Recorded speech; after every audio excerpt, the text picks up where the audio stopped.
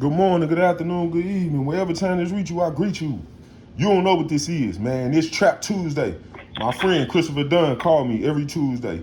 He doing an extremely long sentence for something that he did not do, and he trying to get his freedom back. Just look him up. I put all his information in the caption. Go ahead, talk to him, bro. How you doing, everybody? The brother just told you. This is Christopher Dunn, also known as Trap. And so there's be no misunderstanding as to who I am, because I don't want you to think that I'm that little kid that's down there in South Carolina kicking the football. Doing my science and it's talking about Egyptians. People, listen. I'm a St. Louis resident. I grew up right there in St. Louis. In no one particular community. I grew up on the west side, the north side, as well as the south side of St. Louis. You name the neighborhood and I've been in it. I had no enemies in the streets of St. Louis. But it seems as if I grew enemies in the ring of politics. Sad because I'm not a politician. But still, in the arena of politics, I have gained some type of enemies. For the past 33 continuous flat years, I have been incarcerated for a crime which I didn't commit. A crime that occurred May the 19th, 1990. In the Wells Goodfellow neighborhood, also known as the Horseshoe. Make no mistakes and think that I was a part of the drugs or the gang environment. I wasn't. I was not a Crip, nor was I blood. I was not a drug dealer nor a drug user. Sure, I grew up in that world because that's the world that we was born into. Even though my parents did what they could to get us out of that situation, still, no matter what you do, if you grew up there, some form of it is still going to be attached to you. And it's sad because there's a stigma that we have to live with. Especially for people outside of us who don't know us. And even some of us who look like us will look at us and still say, you come from that environment, therefore you just like them. People, for the past 33 years, I have been fighting for my freedom. Now get this.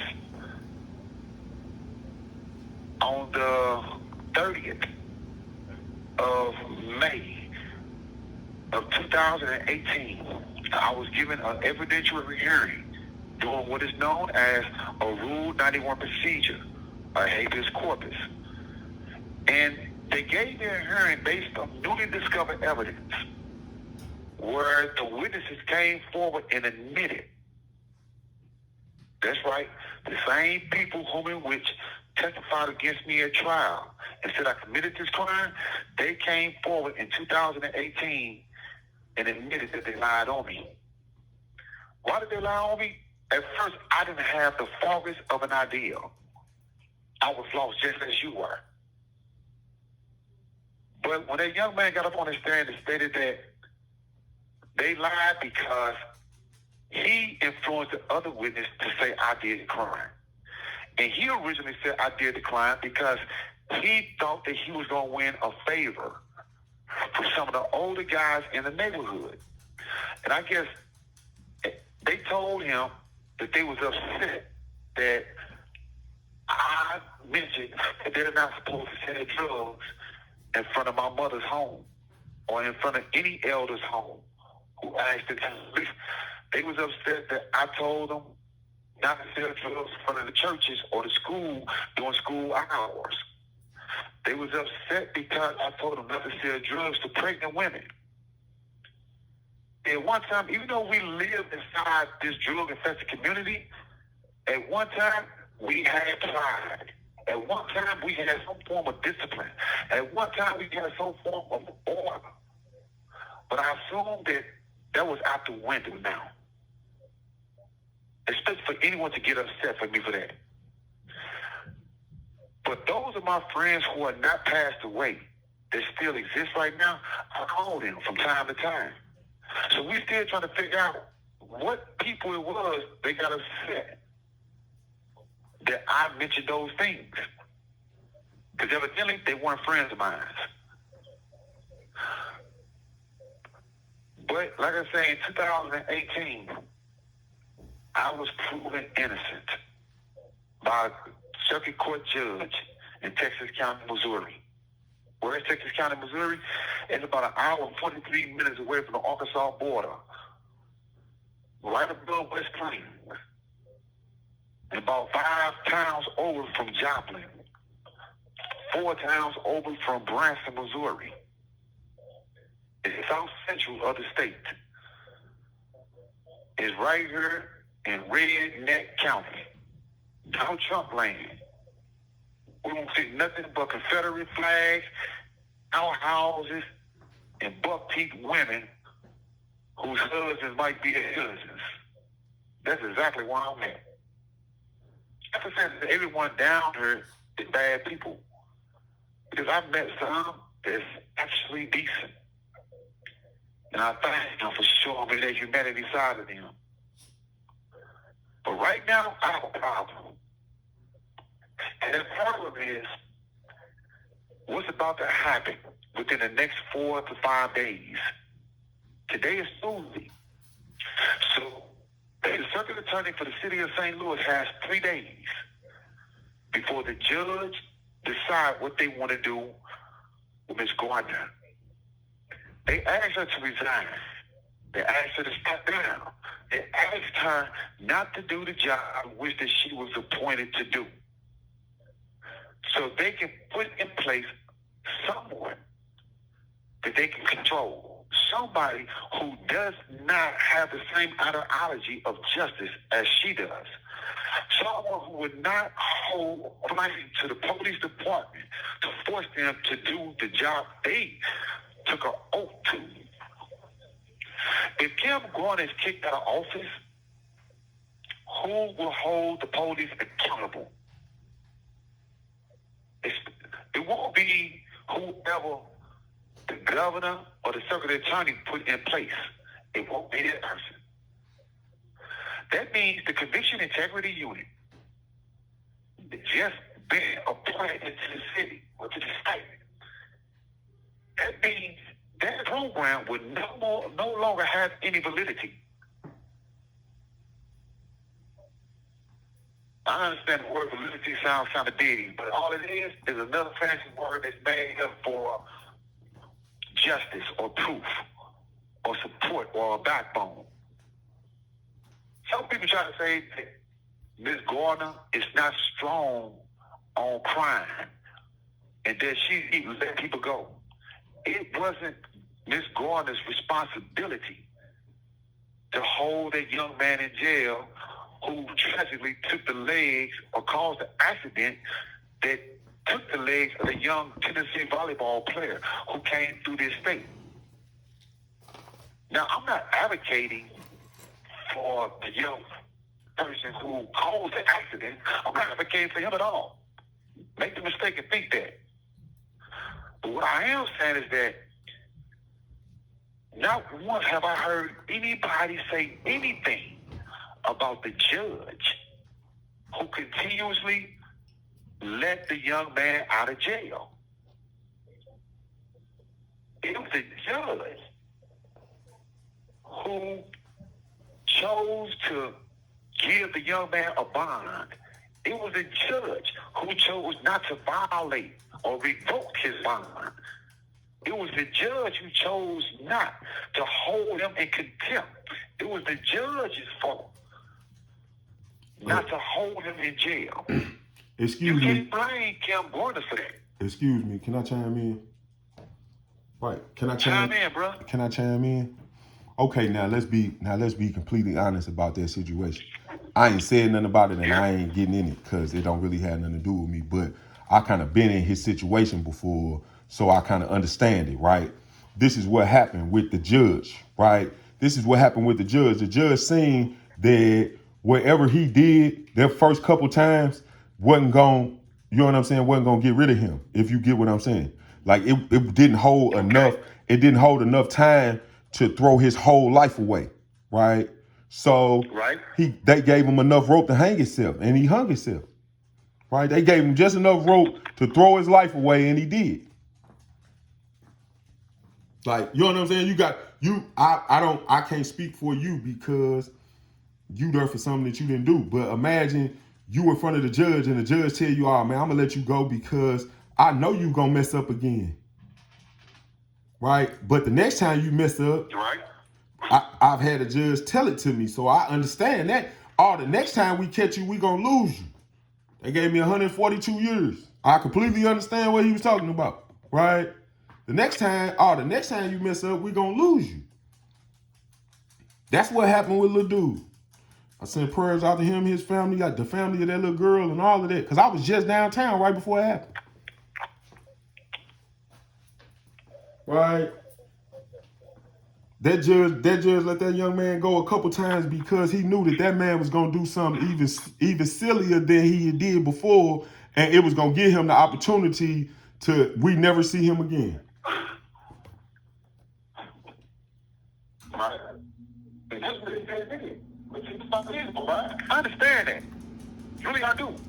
But that's why I understand. When we was growing up in the city streets of St. Louis during the 80s,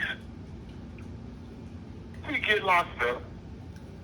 Not then. I just had friends from Cookie days. Come on, let's not go that direction. You was making a point, right? You was making a point. I'm sorry I cut you off. I just had to say that. Okay, now go on. My point is this. Yeah. You know what I'm saying? So my point is this though. Again, I had these friends who used to get locked up on a regular. Well, juvenile Vander was like a second home. They used to get locked up for stealing automobiles or smashing grass, going inside the mall and stealing, rape stealing. After the third or fourth time, they would get certified. This young man got locked up 55 times. 55 times. And he continually do the same thing. Go get in the car that he knows is not his and drive around like a banshee.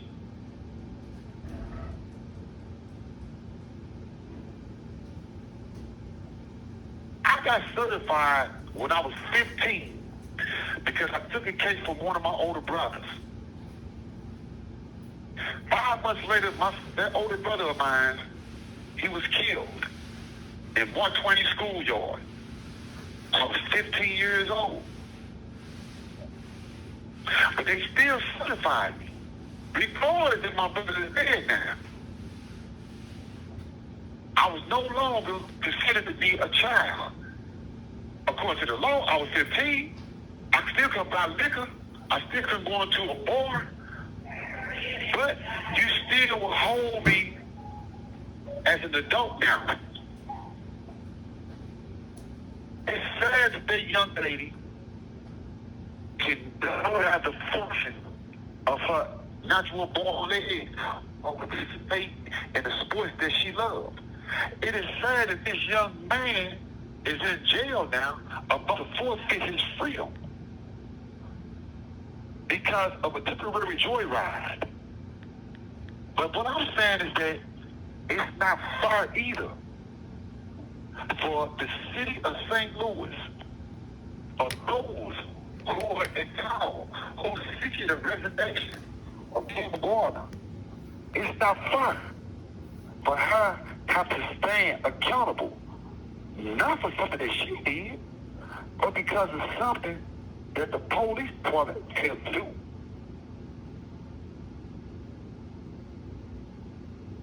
It's not her job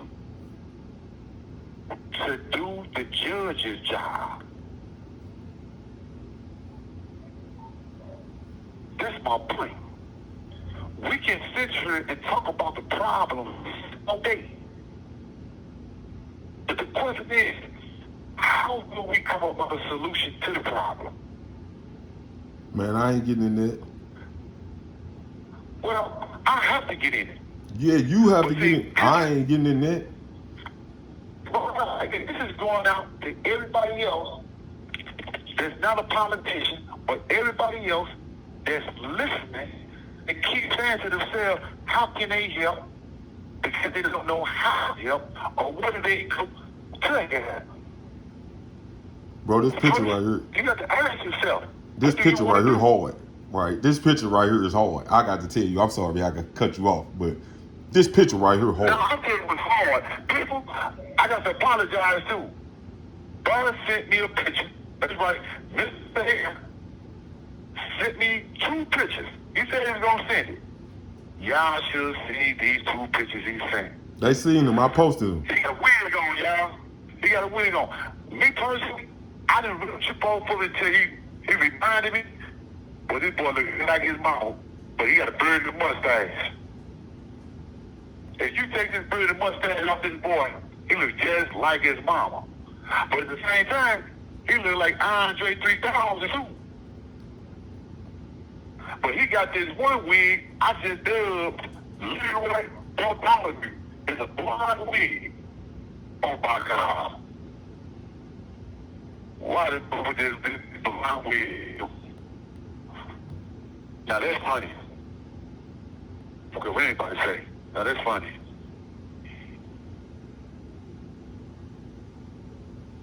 Now what picture you talking about? It was a picture they had of you in the newspaper.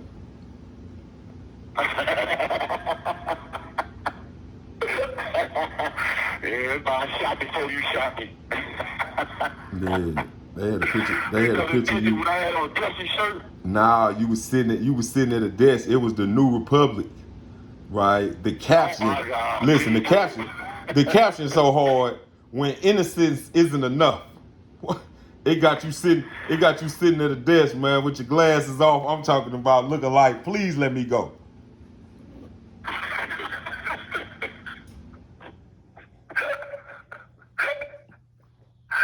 Got you sitting at the desk. I'm talking about got you. You gonna tell me, first of all, you gonna tell me I wasn't looking dapper?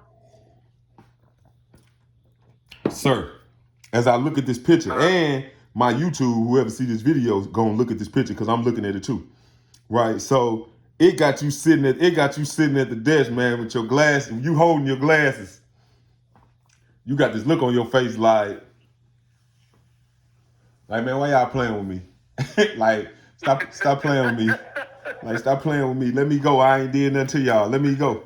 Right? I'm talking about it. Then it got all the legal. It got all the legal work in front of you. You got your arms on it. Like, man, I'm tired of this. Then they hit it with the caption. Right up under the picture. It say, when innocence isn't enough. I say that's powerful. Man, listen. Chris Pomorsky, that's the reporter who did that story. As a matter of fact, I'm screenshotting it. I'm posting this. Uh-huh. I said I'm screenshotting it. I'm posting it. He did a great job. He wrote this, because if I'm not mistaken, that was in the New Republic. I'm trying to think what was the August issue of 2001.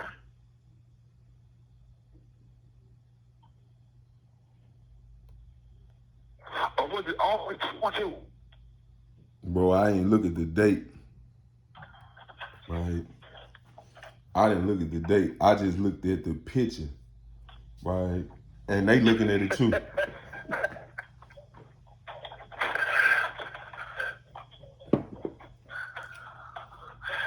Oh Lord. Now, other than that, I'm finna clean the cell up.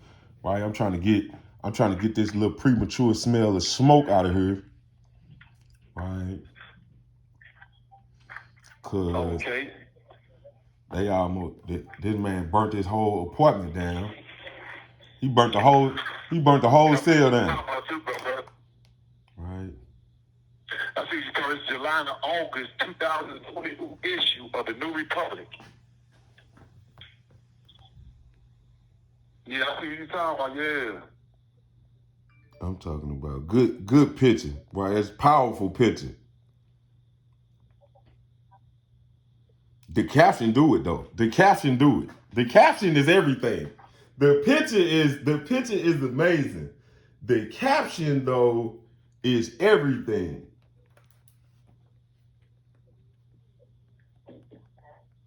Y'all look like I wanted to cry right there, to be honest. Yeah, like on that type of time. Yeah, I got that look. Like, man, for real. Y'all just go hard in here. It's something that ain't. Yeah, I got that look. That's everything. She bought this picture there first. But for people don't know, it's in the room. So this is almost licking prison. Yeah, but believe me, bro, you got off. I sit here and watch these guys going to the La Berry. The same people. The same 6 or 8 people. Every day, same people. But you see different people come to prison every day. And that's not the first thought in their mind. Law library is not one of the thoughts in their mind. They still keep on what their baby mama doing, their girlfriend doing, or who she's doing. They still tripping off of, well, look at pistol starting them doing out there. They don't care about trying to get out. They just hoping, praying for a wish and a dream that the 85% get overturned. They hoping that something happens with this good time credit deal. That's it. I was always taught, even your mama used to say it, if you believe in something, fight for it. If you don't fight for it, then you just believe in it. I'm gonna fight for this. I don't know how to just roll over and just accept, get my ass whooped. I don't know how to just accept people just kicking me in my face. Like I'm just supposed to accept this and just give up on life. I don't know how to just bend over and let you just rape me for everything.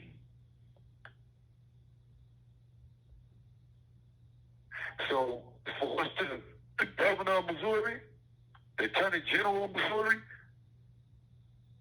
as far as what's the kid name? Andrew Jacob Crane. I'm gonna fight until I can't fight no more, until my last breath. But I still need society. I need everybody out there to support me. Because without your support, it's gonna be an even longer fight. It's not just me. You gotta think about everybody else that's gonna come behind me. This could be your kids, your grandkids, your nieces, your nephews. It could be them too.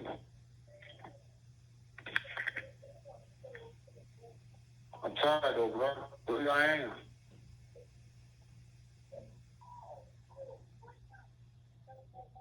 You ain't got to tell me. I already know. Now, other than that, my phone finna die. Yeah, I gotta think because I just seen my tablet do something real crazy. I don't know if it's going to do the jitterbug or the Tootsie Roll, but it's getting ready to do something. They want you to put it on the charger. Let me see.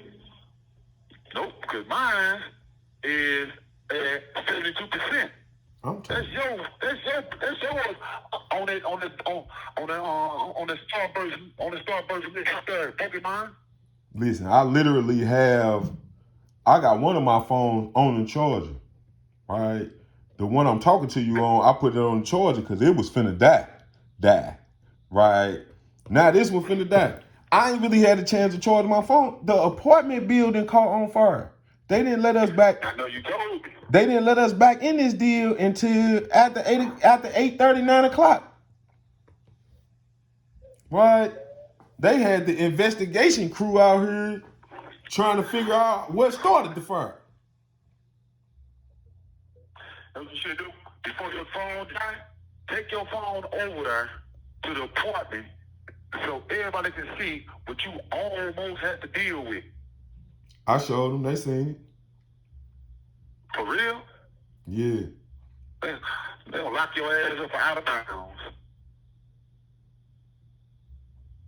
Well, they gonna lock you up for being out of bounds. Not out here. They ain't got that.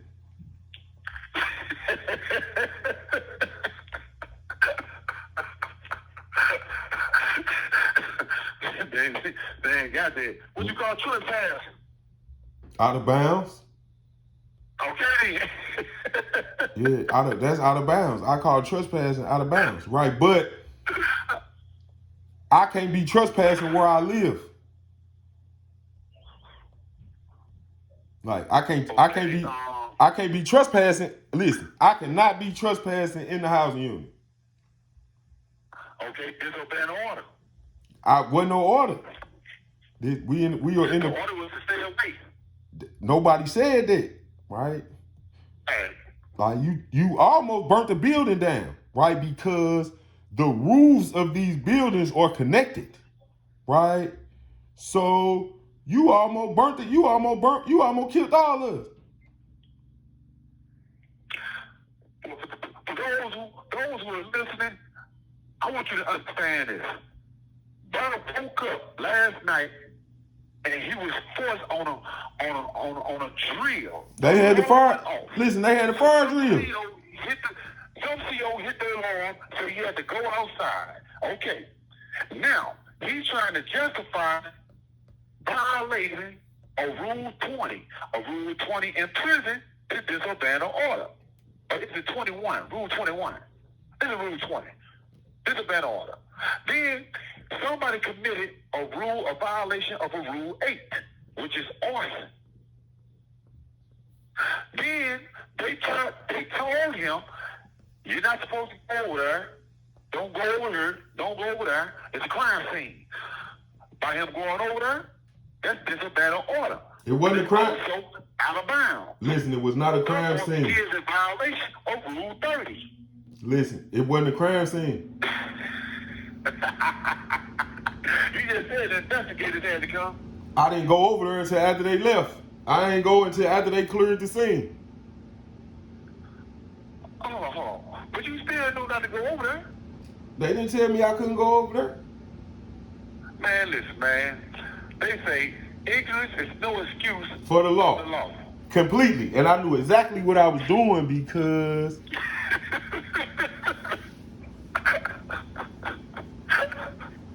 I was going over there. Like you know what I'm saying? Your situation just almost killed all of us. Bro, the roof was on fire and the roofs of these buildings are connected. Man, I'm just glad you alright, dude. You ain't EJ and Lil Byron. Man, listen, they was scared to death. You know I got them out of here.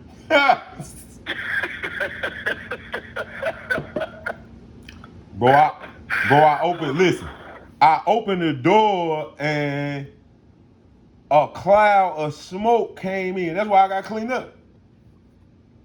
Right? As soon as I opened the door, a whole cloud of smoke came in. Right? We had to run outside through the smoke. I got both of them in my hands like they footballs. Straight up, I took them to the car and put them in the car, turned the car on. Okay. Then I went and sat in the car. Well, they punch you little bit dogs anyway, but. Nah, listen, EJ kind of pudgy. She kind of fat. But on the back end, Brad's so little, like, he like 3.5 pounds. He like 3.5, 4 pounds. Right? He's so little, right? He get cold instantly.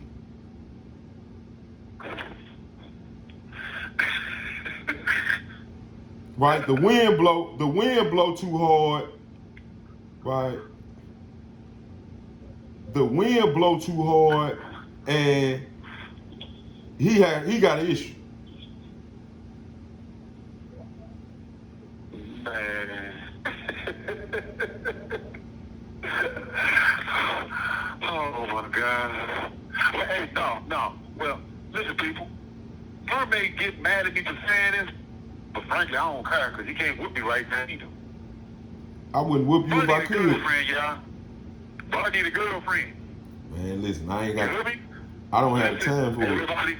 But I need a girlfriend. So if you willing to put up with him, if you're willing to put up and pass the test that EJ and Bart is going to give you, give my little brother a chance. This is going out to you women. You women. No matter what you women look like.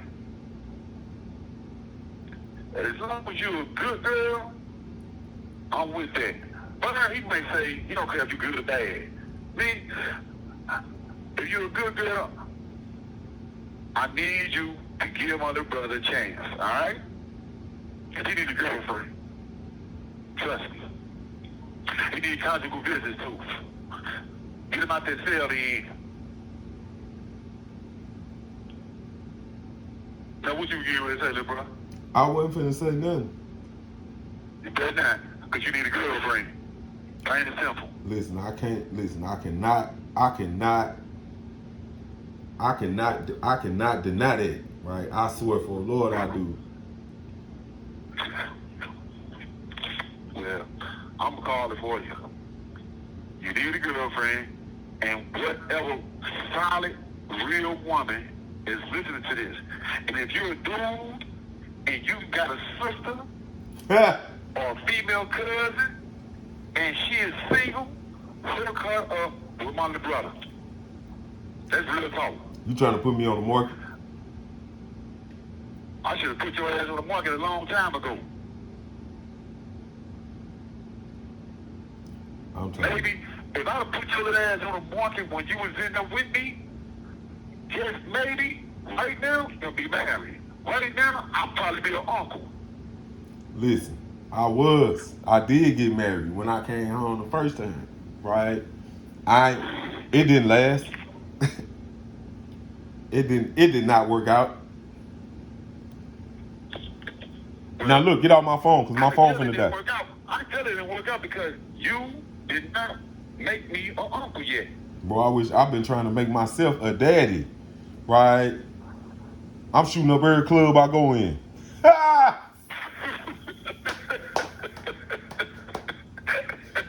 I am shooting up every club I find myself in. You don't need to go in no club. You need to go into... I gotta go in a restaurant. What they playing bingo with, I gotta go in a restaurant. For real, you gotta go to a restaurant, or you gotta go into a physical library, where you can go and get the right story, a real story, a good story, or where you can go to be able to write your own story. A club, you just go in there just to party, just to have fun. I need to be going. Yeah, you've been there already. I need to see you with a woman, a solid woman. That's what I need to see you with, for real. And we ain't no talking about it. So all you women out there, if y'all looking for a good one, trust me when I tell you this. Give my little brother a chance. I'm talking about it. I ain't good. Listen, get off of my phone. I love you. I'm finna clean up. Man, and I gotta put my phone on the charger. I'm gonna get off your phone. I'm gonna get off your phone. Call me later. It's been an hour and 21 minutes anyway. Call me later. I got you, bro. Listen, y'all. Again, I thank you all for tuning in and listening to me. Heard me gripe, heard me complain, heard me talk about things that need to be spoken about. But at the same time, I thank you for allowing me to come into your life. Because who knows how long we got left. But if you can, reach back out. As in always, go with God, be at peace. Absolutely. Salutations. Hey now. It's Trap Tuesday signing out. Man, it's Trap Tuesday. Hey now. Hey now. One, bro. One. Bye. The caller has hung up.